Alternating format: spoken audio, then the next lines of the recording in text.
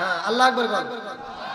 তাহলে সুলাইমান নবীর বিচার, দাউদ নবীর বিচার আল্লাহ কোরআনের ভিতর বলছে, এই পৃথিবীর বুকে এমন দুইটা ভাই, যমজ ভাই, কিছুক্ষণ আগে ওয়াজ করছি, কিন্তু যমজ ভাই হয় না, একই সাথে জন্ম নিছে, একই সাথে জন্ম নিছে।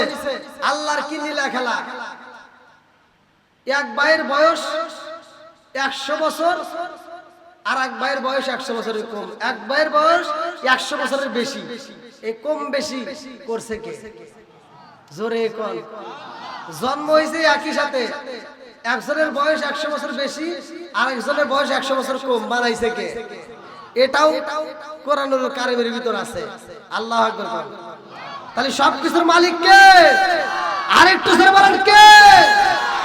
বন্ধুরা রে আমার, এই সুলাইমান নবীর বিচার, দাউদ নবীর বিচার লম্বা একটা ঘটনা, কুকুর হত্যার বিচারের ভিতরে আছে, ভালো করে শুনে নাও। সুলাইমান নবীর বিচারে দেখে আল্লাহ খুশি হই রে ভাই, আমার আল্লাহ তারে বাদশাহী দান করছে। লম্বা একটা ঘটনা, আমি সংক্ষিপ্ত করে মূল পয়েন্টটা আপনাদের মাঝে দিয়া যাই। সুলাইমান নবীর বিয়ার বয়স হইছে রে ভাই, সুলাইমান নবী যে সিংহাসনে বসে, লম্বা একটা ঘটনা। এইবার সুলাইমান নবী যে রাজত্বের ভিতরে, সুলাইমান নবীর এমন একটা বাদশা আমার আল্লাহ বানাইছে, তিনি শুধুমাত্র এক রাজ্যের না, সারা বিশ্বের রাজত্ব করতো। জোরে জোরে কন্যা সুবহানাল্লাহ। ওই রাজ্যের ভিতরে আর একজন আবার রাজত্ব খুলছে, এটা একটা ঘটনা, ভালো করে শুনে নাও। এইবার সুলাইমান নবীর একজন পানি মন্ত্রী ছিল, যার নামটা কিতাবের ভিতরে উল্লেখ করা হয় হুদহুদ পাখি। আল্লাহু আকবার কোন। এই হুদহুদ পাখিটা সারা দুনিয়া ঘুইরা ঘুইরা পানি দেখে তোরে ভাই সুলাইমান নবীরে জানাইতো, সুলাইমান নবীর সাথে কথা বলতো। আর যেই রাজত্বটা খোলা হয়েছে, লম্বা একটা ঘটনা রে বন্ধু। ওই মহিলাটার নাম ছিল রানী বিলকিস। এইবার বিলকিস, রানী বিলকিস এমন একটা রাজত্ব খুইরা নিছে, যিনি এমন একটা ঘর দিছে, এমন একটা রাজত্ব, লম্বা একটা ঘটনা, আমি শেষ করতে পারবো না। যে রাজত্ব সিংহাসন বানাইছে বিশাল বড়, এই সিংহাসনটা ছিল 45 হাত উঁচা, এই সিংহাসনটা ছিল 45 হাত উঁচা, লম্বা একটা ঘটনা। এই মেয়েটা রাজত্ব পরিচালনা করত, সম্পদের অভাব নাই, টাকা পয়সার অভাব নাই, সৈন্যর অভাব নাই। এই মেয়েটা কি করতো, এমন একটা রাজপ্রাসাদ তৈরি করছে, যার সামনে একটা জানালা, পিছনে একটা জানালা, সামনের জানালা দিয়া যখন সকালবেলা সূর্য ওঠে, এইবার সকালবেলা সূর্য উঠলে ঘর থেকে দেখতে পারে, সূর্যের পূজা করে। বিকালবেলা সূর্যটা যখন 2 বাজায়, তখন আবার ঘরের থেকে টের পায়, বিকালবেলা সূর্যের পূজা করে। এই দৃশ্য হুদহুদ পাখি দেখে পালাইছে রে ভাই। হুদহুদ পাখি আইসা কই, নবী গো, ও নবী, আপনি বিচার করেন, সব কিছু ঠিক আছে, রাজ্য পরিচালনা করেন, ঠিক আছে। এই রাজ্যের ভিতর আরেকজন রাজ্য পরিচালনা করে, জানেননি? বলে সে আবার কে? বলে অমুক জায়গায় এমন একটা মেয়ে, তিনি রাজ্য পরিচালনা করে। ও নবী গো, তিনি রাজ্য পরিচালনা করে, ঠিক আছে, কিন্তু তিনি শিরক করে। বলে কেমন শিরক করে? বলে সকালবেলা সূর্যের পূজা করে, বিকালবেলা সূর্যের পূজা করে। সুলাইমান নবীর আগে দিয়া কই, হুদহুদ পাখি রে, আমি এই মুহূর্তে তোমার কাছে একটা সিডি পাঠাইতে চাই। সুলাইমান নবী সিডি পাঠাই রে, হুদহুদ পাখির কাছে একটা চিঠি লেখা দেখা যায়, ইন্নাহু মিন সুলাইমান ওয়া ইন্নাহু বিসমিল্লাহির রাহমানির রাহিম। আল্লাহ বলতেছে, ভালো করে শুনে নাও। এই চিঠির শুরুতে সুলাইমান নবী এটা এসএমটা লেখা দিয়েছে, লম্বা একটা ঘটনা। এইবার যখন চিঠি পাঠায়া দিছে রে, এই মেয়েটা যেই প্রাসাদের ভিতরে ঘুমাই রে ভাই, ওই প্রাসাদের ভিতরে কি কেউ সহজে ঢুকতে পারবে? কথা কর। বাইরের গেটে তালা দেওয়া, জায়গায় জায়গায় সিকিউরিটি। এইবার হুদহুদ পাখি তার গেটম্যান দেখে না রে ভাই, উপর দিয়ে উড়াল দিয়া জানালার ফাঁক দিয়ে ভিতরে ঢুইকা এই সিঁড়িটা কোথায় রাইখা দেয়, ভালো করে শুনে নাও। এই মেয়েটার বুকের উপরে একটা সিঁড়ি রাইখা দিছে রে ভাই। এই মেয়েটা ঘুমের ঘরে, লম্বা একটা ঘটনা। যখন ঘুমটা ভাঙ্গা গেছে রে ভাই, বুকের উপর দেখে একটা চিঠি। এইবার চিঠিটা দেখার পরে চিন্তা করে, কারণ কি? এই ঘর ওদিকে না, মানে দরজার দিকে তাকাইছে। আপনার ভয় পেয়েছেন নাকি? সুলাইমান নবীর চিঠিটা মেয়েটা হাতে নিয়ে দরজার দিকে তাকায় দেখে দরজা তো ভিতর থেকেই বন্ধ। তাহলে তো কোনো ডিউটি ম্যানও আমার কাছে আসে নাই, কথা কোন ঠিক কিনা? তাহলে চিঠি কেমনে জানার দরকার আছে না? কথা কোন না কেন? এই মেয়েটা কই বুঝে আসে না, এত সুন্দর একটা চিঠি, এই চিঠির মধ্যে সুলাইমান নবীর নাম লেখা। এই চিঠিটা কেমনে আমার রুমে আইলো, কেমনে আসলো জানতে চাই। আল্লাহু আকবার। আমার মুরব্বি বাবারা লম্বা একটা ঘটনা চালাইয়া দিয়া যায় রে ভাই। সুলাইমান নবীর বিয়ার যখন উপযুক্ত সময় হয়, রাজপ্রাসাদের সব জনগণকে ডাক দিয়া কয়, আমি বিয়া করব, আমি এমন একটা মেয়ে চাই যেই মেয়েটার ভিতর 4টে গুণ থাকতে হবে। কয়টা গুণ? জোরে কোন, আরো জোরে। 4টে গুণ যেই মেয়েটার ভিতরে থাকবে রে ভাই, এই মেয়েটা আল্লাহর ওলি হয়ে যাইবে। ভালো করে শুনে নাও। সুলাইমান নবী ডাকে দিয়ে কয়, আমি এমন 4টে গুণ যেই মেয়েটার ভিতর থাকবে, এই মেয়েরে বিয়া করব, তোমরা তালাশ করে দেখো। বলে 4টে গুণ কি কি গুণ? বলে মেয়েটা সুন্দর হতে হবে, মেয়েটা আমানতদার হতে হবে, আমানতের যেন খিয়ানত না করে, মেয়েটা আমলদার হতে হবে, মেয়েটা যেন পর্দায় থাকে, আসিরাতে ইঞ্চি ওয়াল কিসবো, সত্য মুক্তি দেয়, মিথ্যা ধ্বংস করে, সত্যবাদী একটা মেয়ে চাই। এইবার রাজ দরবারের সব জনগণ কইয়া বলে মেয়ে তালাশ করে পাওয়া যাইব না। বলে তাড়াতাড়ি তোমরা খুঁজা খুঁজা দেখো কোথায় পাওয়া যায়। এইবার রাজ দরবার থেকে উজির নাজির সবাই বের হয়ে যায়, রাস্তা দিয়ে হাইটা যায় রে ভাই। নদীর ভিতর থেকে একটা ছেলে এই কথা শুইনা পালাইছে। একজন আর একজনের কাছে ডাক দিয়া কয়, বাদশা বিয়া করব, যেই মেয়েটার ভিতর 4টে গুণ আছে এমন একটা মেয়েরে বিয়ে করতে চাই, এমন মেয়ে আমরা কোথায় পাবো? জেলে এই কথা শুই না পালাইছে রে ভাই। জেলে বাড়িতে যাইয়া বিবিরে ডাকে দিয়া কয়, বিবি রে, ও বিবি, আমরা হইলাম জেলে মানুষ, কিন্তু আমাদের ঘরের ভিতরে একটা মেয়ে আছে। ও বিবি, আমার মেয়েটার ভিতর তো 4টে গুণ আছে, আমার মেয়েটা তো পর্দায় থাকে, আমার মেয়েটা তো আমানতদার, আমার মেয়েটা তো আমানতের খেয়ানত করে না, আমার মেয়েটা তো আল্লাহর জিকির করে। ও বিবি রে, এই রাজ্যের বাদশা বিয়ে করব, সেই মেয়েটার ভিতর 4টে গুণ আছে। আমার মেয়েরে যদি আমি বিয়ে দিতে পারতাম রে বিবি, আমি জেলের জীবন ধন্য হয়ে যাইতো। জোরে জোরে করুন না সুবহানাল্লাহ। আরে মেয়েটা ঘরের ভিতরে শুই না পালাইছে গো। এইবার মেয়েটা শোনার পরে রে ভাই, এইবারে মেয়েটা ঘরের ভিতর থেকে মালিকের দরবারে 2টা চোখের পানি সাইরা দিয়া কান্দে আর কয়, আল্লাহ, আমার বাবা বলেছে সুলাইমান নবী বিয়ে করব রে আল্লাহ। এই রাজ্যের বাদশা সে 4টে গুণ তালাশ করে, যেই মেয়েটার ভিতরে আছে, যেই ছেলেটা 4টে গুণের মেয়ে তালাশ করে, নিঃসন্দেহে এই ছেলেটা ভালো। আল্লাহ, এই বাদশার সাথে যদি আমার বিয়ে হইতো, আমার জীবন ধন্য হইতো। আল্লাহু আকবার। এইবার বাদশার প্রেমে পাগল হয়ে গেছে রে। এটা একটা চিঠি লাগে, বাদশা গো, বাদশা, আপনি বিয়া করতে চাইছেন, যেই মেয়েটার ভিতরে 4টে গুণ আছে সেই মেয়ের বিয়া করবে না।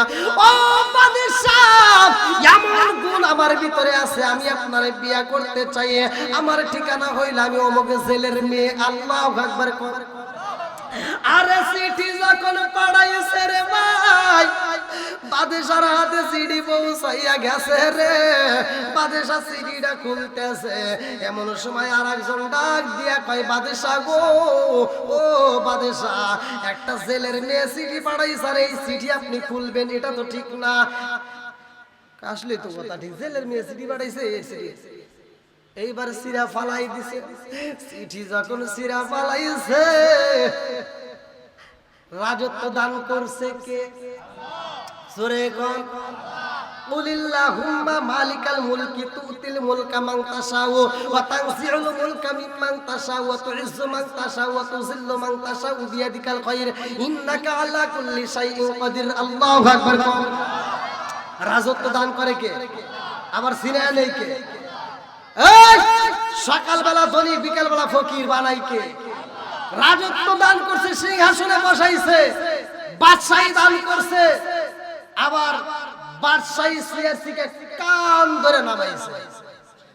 এই ক্ষমতা কার? উঠাইতে পারে কে? নামাইতে পারে কে? সব কিছুর মালিক কে? এবার সুলাইমান নবী যখন সিটি সিরা পালাইছে, এই কথা মেয়ের কানে চইলা গেছে গো।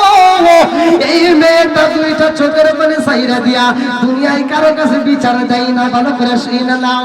মালিকের দরবারে চোখের পানি ছাইরা দিয়া কান্দার কয়, আল্লাহ আমি জেলের মেয়ে, আমি সুলাইমান নবীর জিনি বানাইলাম। সুলাইমান নবীরে তুমি বাদশা দান করছো, তুমি তারে নবী বানাইছো, আর আমারে তুমি জেলের মেয়ে বানাইছো। ও মালিক রে, সুলাইমান নবীরে তুমি সৃষ্টি করছো, আমারেও তুমি সৃষ্টি করছো, কথা কোন ঠিক? আজকে আমি জেলের মেয়ে বইলাই আমার সিডি জিরা বানাইছে। আল্লাহ সুলাইমান নবীর বউলা বানাইয়া আমারে তুমি মরণ দিও না। আল্লাহু আকবার কর। মেয়েটা যখন মালিকের দরবারে নোটিশ করেছে রে ভাই, আমার আল্লাহ দোয়া কবুল করেছে রে ভাই। লম্বা একটা ঘটনা। এইবার সুলাইমান নবীর বিরুদ্ধে আন্দোলন শুরু হয়ে যায়। জিনদের মধ্য থেকে একটা দুষ্ট জিন সুলাইমান নবীর রাজত্ব নেওয়ার জন্য, এইবার দুষ্ট জিন সুলাইমান নবীর সিংহাসন নেওয়ার জন্য পাগল পারা হয়ে যায়। সুলাইমান নবী তার রাজ দরবার থেকে দেহরক্ষীর সাথে নিয়ে ভ্রমণে যায়। আমার মুরব্বী বাবার লম্বা একটা ঘটনা। ভ্রমণে যায় আরে ভাই, সুলাইমান নবীর হাতের আংটিটা দেহরক্ষীর হাতে দিয়া বলে, এই আংটিটা তোমার কাছে রাখো। সুলাইমান নবী গোসলখানায় যায়। এমন সময় দুষ্ট জিন সুলাইমান নবীর রূপ ধইরা দেহরক্ষীর সামনে দাঁড়ায় কয়, আংটি দাও। আংটি যখন চাইছে রে ভাই, আংটি দিয়া দিছে দুষ্ট জিন। আংটিটা হাতে লাগাইয়া আর দেরি করে না, দৌড়ে সিংহাসনে বইসা ডাক দিয়া কয়, হে জগৎবাসীরা রে, আমার উপর কিন্তু হামতাম চলতেছে। এমন একজন ব্যক্তি আইব, সে নিজেকে বাদশা দাবি করব, নিজেকে নবী দাবি করব। এমন যদি কোন ব্যক্তি রাজ দরবারে বাদশা দাবি করে গো, তোমরা তারে পিটাইয়া রাজ দরবার থেকে বাইর করে দিবা। বলে ঠিক আছে। এইবার আসল সুলাইমান নবী দেহরক্ষীর সামনে দাঁড়াইয়া কয়, আংটি দাও। দেহরক্ষী কি রে, আংটি না কেমন দিলাম? আপনি কে? আমি তো বাদশা। আমার বাদশা বুঝছে। সুলাইমান নবী চা দেখে কিরে সিংহাসনে ওরা কিরা টাকা দেখে দুষ্ট জিন বসাইছে কে? জোরে কর না কে? সবকিছুর মালিক কে? দুষ্ট জিনের সামনে সুলাইমান নবী দাঁড়ায় করতে, নাম দুষ্ট জিন হাসে আর কয়, কাহু। কথা বুঝতেছেন? সুলাইমান নবী কয়, তাড়াতাড়ি আমার আংটি দে। তোরে কি কইছিলাম? ধর। এইবার সুলাইমান নবীর এত আঘাতে করে রে ভাই।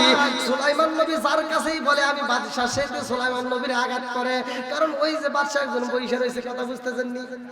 ওইটা নকল, এটা আসল। কথা কোন ঠিক কিনা? এইবার সুলাইমান নবীর মারছে রে ভাই, মারতে মারতে নদীর কিনারায় পালাইয়া দিছে রে বন্ধু।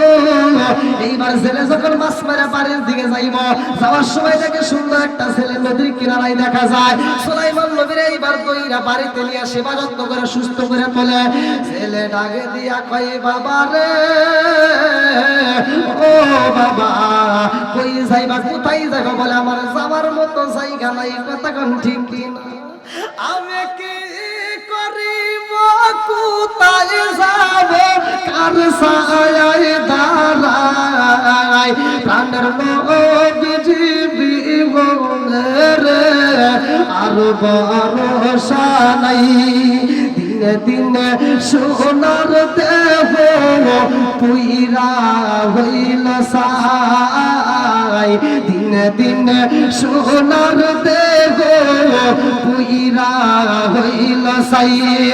আমি সময় নিদানের ছায়ায় দাঁড়াই প্রাণের নবীজি বিহনে রে আর ভরসা নাই চিৎকার মেরে কন্যা আল্লাহু আকবার আইলো কি জামানা বুঝাইলে বুঝাসে না নামাজ রোজা করে না মেয়েরা পর্দায় থাকে না আইলো কি জামানা বুঝাইলে বুঝাসে না নামাজ রোজা করে না মেয়েরা পর্দায় থাকে না পিতা মাতার পেটে বাতাই পিতা মাতার পেটে বাতাই ছেলে প্রেমের দেওয়ানা দেওয়ানা দেওয়ানা দেওয়ানা মোবাইলের জামানা লেখা পড়া হইল না রাইতে বিছনায় থাকে না হ্যালো হ্যালো সারে না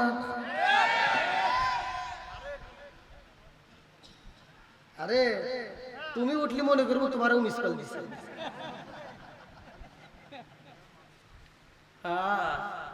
হুজুর সব ছেলে মেয়ে দুইজনে পড়ে ভার্সিটিতে একজনের ছেলে পড়ে আরেকজনের মেয়ে পড়ে ছেলের বাবা আফসোস করে কান্দে আর মানুষের কাছে কয় আমি কুলাবের পারি না আমার ছেলে ভার্সিটিতে পড়ে প্রতি মাসে 20,000 টাকা দেই তাও ছেলে কান্নাকাটি করে মেয়ের বাবা যা কয় কে আমার মেয়ে না ভার্সিটিতেই পড়ে আমার মেয়ের মাসে 7,000 টাকা দিই তাই আমার 2,000 টাকা ব্যাগে পাঠায় দেয় ছেলের বাপ কয় কি রে আমি 20,000 টাকা দিই তা আমার সন্তান কান্দে আর তোর মেয়েও একই কলেজে পড়ে অথচ তারে 7,000 টাকা দিলে 2,000 টাকা ব্যাগে দেয় সত্যি নাকি কহ এখন ছেলের বাবা কান্দে আর কয় এত খুশি হইও না হিসাবে ঘরে বর্তায় ঠিকই আছে বলে কেন আমি হিসাব করলাম তোমার মেয়ের খরচ কম আমার ছেলের খরচ ডাবল খরচ কি বলে কিভাবে শুনবে কয় তোমার মেয়ে দেয় মিস কল আমার ছেলে দেয় ডাইরেক্ট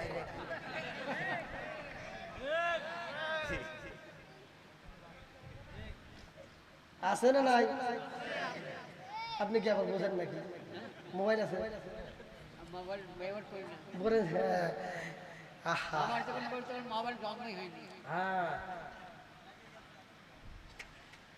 জামানা মোবাইলে খাইছে রে চাচা মোবাইলে খাইছে আছে না রেডিও তুইয়া ট্যাব আইলো ট্যাব তুইয়া টিভি টিভি থিয়া মোবাইল আইলো যা খুশি তাই পাবি আছে না যুবকদের পক্ষ থেকে চিঠি আচ্ছা আর রেডিও তুইয়া ট্যাব আইলো ট্যাব তুইয়া টিভি টিভি তুইয়া মোবাইল আইলো যা খুশি তাই পাবি টিভির পর্দায় যাহাই আছে মোবাইলে তা আছে আরো কত আছে বাজে দেখতাছে মোবাইলে আর ওই সমস্ত জিনিস দেখা নেশায় মেতেছে জামানা মোবাইলে খাইছে জামানা মোবাইলে খাইছে কথা কোন ঠিক কিনা যুবক ভাই আসি